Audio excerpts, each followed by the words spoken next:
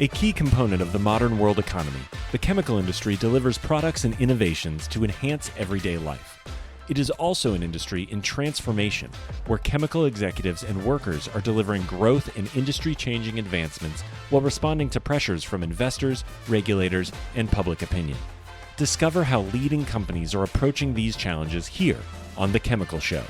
Join Victoria Meyer, president of Progressio Global and host of The Chemical Show, as she speaks with executives across the industry and learns how they are leading their companies to grow, transform, and push industry boundaries on all frontiers.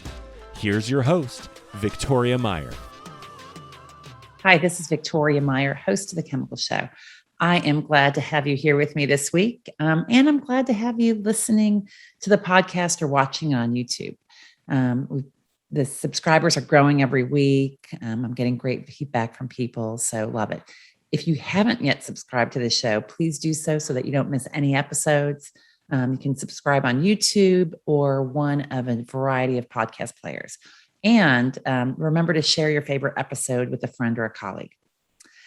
So over the past several months, we've been on a journey talking with different leaders across the chemical industry and finding out their perspectives and insights on their chemical business, key trends, leadership, and more.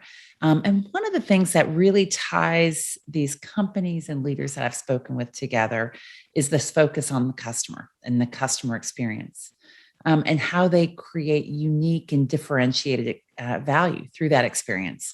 So they may not have actually called it the customer experience. Instead, they've talked about relationships, community, creating opportunities for success, innovation, taking care of customers, using digital tools to make business easier, many things, all of which are actually elements or descriptors of the customer experience, just components of it. And that's what we're going to be talking about here on the podcast today. This is going to be a solo cast. So just me sharing some insights that I've gained from these leaders and also some perspectives about the customer experience with clients that I work with today and in the past. So, and what is the customer experience? What we're talking about here is really how chemical companies can create value through a differentiated experience. Why is this important, right? So maybe that's a good place to start. Why are we talking about this? The customer experience is a key differentiator for your business, right? And with that differentiated experience, you create value, you earn more business, you build customer loyalty, and you can retain customers. You really set yourself and your company apart. A lot of this focuses in around human-centered design. We hear about human-centered design, certainly in other industries, less so than in the chemical industry, but it's really about how the people that we interact with in these businesses, in our own companies, in the companies that we interact with as customers and suppliers, the experience that they get in doing business with your company. Products are easy to replicate, right? So any good chemist can go and figure out how to make a similar product, right? There's a lot of commodity chemicals, and even in the specialty market, there's a lot of similarities across products, but products can be replicated, but behaviors and experiences are not easy to replicate, right? And defining that unique customer experience and being very deliberate about your customer experience becomes a key differentiator and value creator for successful chemical companies. And I really like to talk about the customer experience as being by choice and not by chance, because I guarantee every one of you that's listening has experienced this, right? So your company has a defined, or maybe not defined, but a unique customer experience. Businesses that you work with, your suppliers, your B2B suppliers, but also if you think about it in the B2C world, you have a distinct experience and expectation with different companies. And it's built around the experience. And there's a lot of nuances with it, but there's also a lot of distinctive aspects. And sometimes it occurs by happenstance. It's just the way it's evolved. And other times it's really by choice. And it's the by choice part that we're going to be talking about today. So let's maybe just get down to the basics a little bit of what is customer experience. A lot of times you see it abbreviated if you read any literature and stuff as CX. So CX is the customer experience. And it really focuses on the relationship between a business and its customers. And it includes every interaction, no matter how brief, whether or not it involves in a purchase. And it's beyond customer service, right? It's not just the what, the end-to-end process for how you start engaging with the customer, from supplying product to invoicing. It's the hows. One of the articles I read recently said, the customer experience is the overall perception of your brand in the eyes of your customer, built on the accumulated interactions they have with your business across various platforms and people, right? So it's everyone you come in contact with. It's your website, it's your e-business platform, it's the suppliers that deliver to your customer site, it's the logistics handling, it's every aspect of it builds into your customer experience. Cameron Whaley, who I spoke to earlier this year on episode 16 of The Chemical Show, articulated it this way, said, customer experience doesn't end when the order is placed. The whole fulfillment part of that order, the delivery, ensuring that your trucks show up with the right equipment at the right time, with the right behaviors, they're all part of that customer experience, and it matters. And it does. Well stated. Thanks, Cameron. I think we're at a really critical transformation point in the chemical industry, right? And as it relates in particular to customer experience. And this is really driven in large part by human expectations, right? Our employees, our customers, our suppliers, the experiences that we have in our day-to-day personal life, and how that translates into expectations we have in our business life and our business interactions. So that's one facet. Technological advancements, especially when we think about the Internet of Things, digitization, and how that drives knowledge sharing, and just the experience. And then even resource availability, right? So in many cases, we have a shortage of resources, and those resources could be people, it could be products and platforms, but that all drives the need for transformation, right? And in a post-pandemic world, the customer experience becomes even more critical because the competition is increasing, because digital commerce is reducing some of that traditional relationship power, or maybe it's just shifting it. And really because our people are changing, our personal experiences are changing, and those personal experiences translate to the business experiences that we want, right? So a recent Google study, a report from Google, said that about 50% of today's B2B buyers, among them are chemical buyers, are millennials, born between 1981 and 1996. And they range right now from 23 to 38 years old or thereabouts. They expect more seamlessness across channels. So we're going to talk about channels in a little bit, but channels being when we think about our chemical customers and suppliers and the engagements that we have, it's phone, it's face-to-face, it's digital, it's email, it's a variety of things. There's an expectation of more seamlessness. Many people have grown up having a seamless experience when you think about, things like apps that we have on our phones, right? And Sebastian Brenner, who I just interviewed just a few weeks ago, was on the podcast. Sebastian, of course, is the head of Commandus, one of the largest digital marketplaces for chemicals in Europe. And one of the things Sebastian said, when I asked him, what drove this for you? Why did you want to engage in Commandus? And he said, while I'm using in my private life these platforms, and these platforms are things like Amazon and Netflix and Google and other things, these platforms and tools to a very large extent in my personal life, why is not that the case in my business life?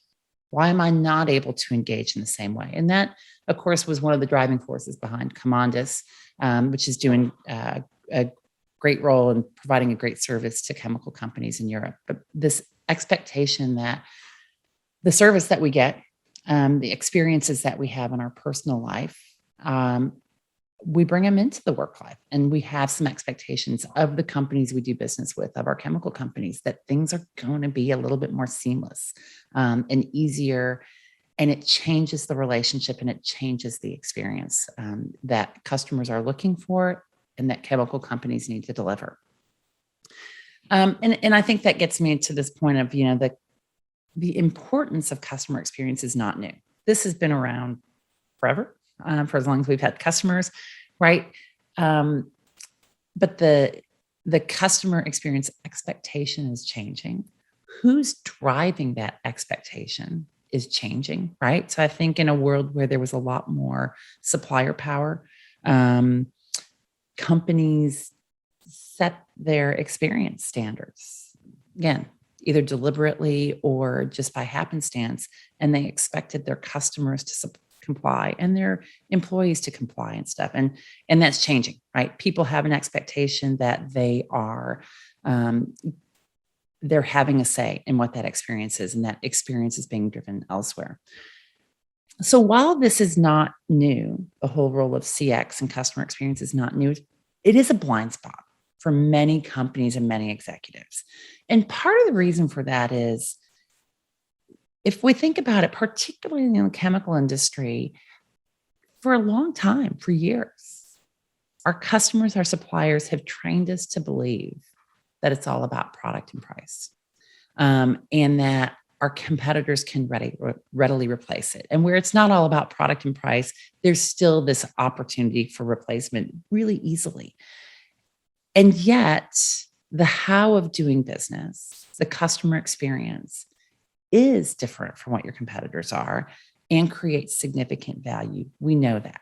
When you go and you talk to your customers, and as I've gone and talked to customers, to chemical customers in a variety of industries, that experience is really distinctive. I was doing work for a materials company recently, and went out and talked to some of their customers about what is it that they really liked and what they appreciated. And one of the things they says, no matter what, I know that they're going to get this done. When I put a hard test to them, when I need more product, when I'm in short supply, when it's challenging, I know that they're going to come through reliably. That's not always true of their competitors. That's a distinction. That's a differentiation that creates value. Being really focused on your customer experience and your customer experience strategy is about recognizing those differences and leveraging it. So, this is really, and that's it. When you start to recognize, and companies and leaders start to recognize those unique value differentiators and are very deliberate about the customer experience, you maximize your business value and your customer value. So how do you get there, right? And how do you build that? Now, when I talked with Mike Suver earlier this year, one of the things he said when I asked him about the customer and how they support their customers and grow value, his perspective was, you've got to service the heck out of the customers. You be clear in your value proposition to your customers and deliver upon it. That's absolutely true. And actually, I would say there's really 5 points to think about, which is, one is, what's your goal? What's your goal when you start looking at your customer experience strategy and getting very deliberate about it? Is it to change the experience fundamentally, or is it really to improve it at the margins, to improve and take it to a new level, or is it to totally reshape it? That's something you need to understand. What's the gap between the needs and wants of your customers and what they actually experience? Do you know what that is? Do you know what your customers really want? How do you differentiate versus competitors, right? And I've already said differentiation is really a key when you look at this. That drives value. It drives customer loyalty. It drives more business. Fourth, at which point in the experience should you really concentrate? So where should your focus be in order to have a real impact? One of the opportunity spaces right now, especially for a lot of mid-sized companies, is really in this digital strategy space. And digital is one component of the customer experience. It's not the entirety of it, but upping their game. And when I talked with Ron Zmick, he talked about this, about the need that they were focusing in, Palmer Holland is focusing in on building a portal approach to really up their game in their relationship with their customers, to provide a more seamless experience, to deliver a lot of the information that they were looking for in a more seamless way. That's an option. That's an area of focus that you could choose to have. And then the fifth topic in question here is, how do you want your overall capabilities of your staff to support the customer experiences that your company wants to provide? What does your staff need to do? So you can define this great customer experience, but if your people can't execute upon it, well, that's maybe not the best thing. So focusing in on that area. So one, knowing your customers, their needs, their wants, what they value in an interaction, what they value in your business, right? So this could be everything from voice of the customer work, more insightful customer surveys or conversations, using your data, right? So most companies today have a lot of data about business and transaction and interactions online and offline, using that data to understand more about what your customer wants and values. Secondly is around knowing your own strengths. And that's really almost an assessment of even assessment or a survey of your own team. What makes you different? What's the value that you bring? Where do you really differentiate yourself against your competitors, right? So, because CX it's a differentiation game, right? So it's about making it seamless, but it's also about differentiating and what's going to drive unique value for you, for your employees, your customers, your suppliers. Defining your employee experience, right? So what's the experience your employees want to have? They're one of your biggest assets. How do you really make that employee experience part of your customer experience? Because there's a lot of people that would say, I would say, that's a really critical component of your customer experience. Back when I spoke with Cameron Whaley, that's one of the things he talked about. He said, we focus on who is doing the work for us. And our job as management or sales or whatever is to go out and make the best opportunities available so that everyone can succeed. Your people want to be successful. The employee experience is part of that success factor. And then the other piece is around, what are your competitors doing, right? And kind of along those same facets that you're asking your customers, that you're looking at internally, and then what are your competitors doing? What are they doing differently? What are they doing better? What are they doing not as so good? Where is your differentiation opportunity? And then where's the gap? Where's the gap between what you're doing versus what your customer wants, between what you're doing, what your competitors are doing, and how do you want to fill it? And it's digital, it's human, it's direct, et cetera. And then I'd say that the other piece of this, and this is kind of all the staging before you get to your strategy, but consider your options, right? So you don't want to be everything to everybody. What elements are going to be most effective for you, for your team and your stakeholders? What parts of your customer experience are going to be the same to all customers? And what is going to be different based on segmentation or based on location or the business line? When you think about that, you have choices and you don't have to be everything to everybody, nor do you have the time or the resources, the money to make that happen. So as you've assessed that landscape, right, you've taken these big questions, you've looked at what your customers want, you've looked at what you do and you do well, you've looked at the competitors, you've done a gap analysis, then it's really time to focus in on just aligning and developing your customer experience strategy.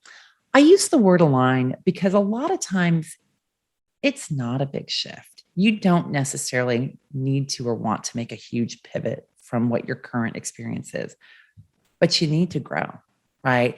There is a clear expectation of evolution. And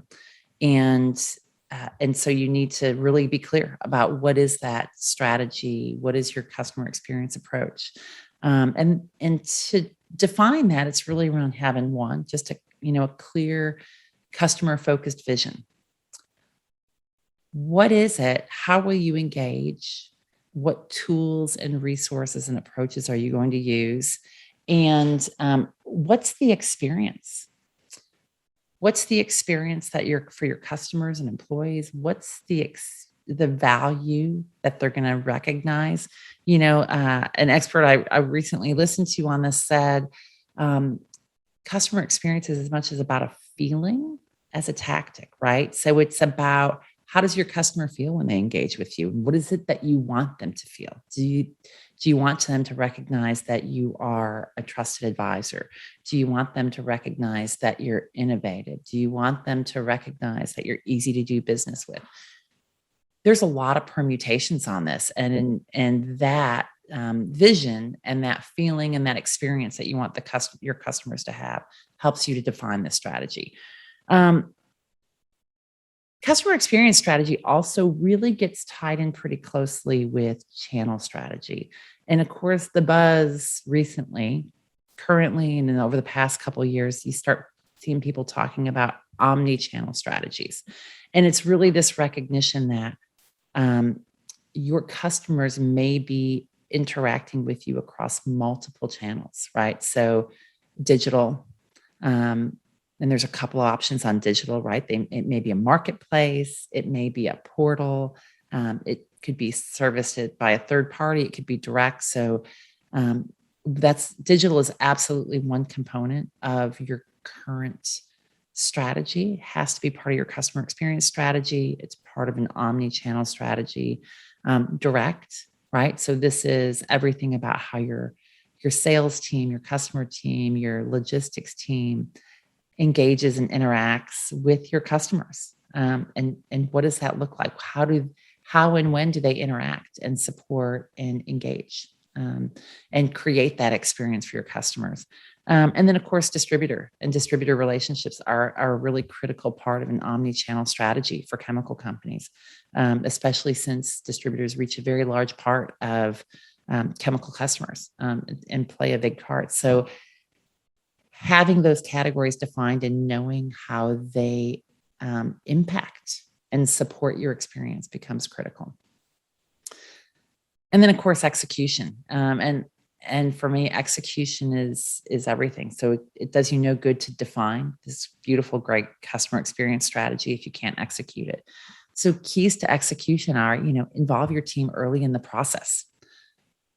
They need to help you develop. The people that are executing this strategy need to help develop the strategy. It can't just be top down, change the world kind of a strategy. It really needs to be reflective of your current capabilities, your current team, your future team, and what they can deliver. But getting your team involved early in the process helps to define this in a more effective way and helps with the execution.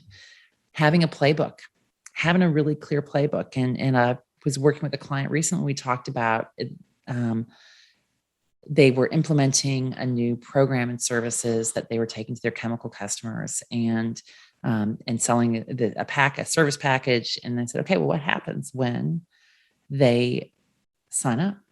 What are you going to do? What's the playbook? Having a playbook so that you understand your interactions when you've got a new customer, when you've got an existing customer, when something changes, when something doesn't change. How do you adapt? How do you react? What's the communications?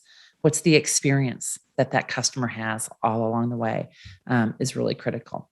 And then getting feedback and adapting, right? So this can't live in isolation. Your customers are going to tell you either directly or indirectly whether they like your experience. The experience that they have, it comes through customer loyalty, it comes through referrals, it comes through departures of customers. You will get feedback one way or another. It's better to seek it, bring it back in, and adapt it and move with that. So, that's customer experience. And like I said to start this, I think this is a key topic. My guests here on the Chemical Show have been talking about it, and I think we'll continue to be talking about it. And I've really enjoyed sharing some thoughts with you on this today. We are going to be covering this topic in some upcoming podcasts, and we're going to be focusing some more on customer experience and bringing in some specific experts to share their insights and perspectives in this area. So stay tuned. In the meantime, I'd love to hear your feedback. Shoot me an email, send me a message on LinkedIn. Love to hear from you and love to get that feedback, and keep sharing the podcast. And if you haven't yet done so, please follow or subscribe on your favorite podcast player. That is the fastest way to ensure that you get the latest episode as it gets published. And thank you for listening to The Chemical Show. I'll talk to you soon. We've come to the end of today's podcast. We hope you enjoyed your time with us and want to learn more. Simply visit thechemicalshow.com for additional information and helpful resources. Join us again next time here on The Chemical Show with Victoria Meyer.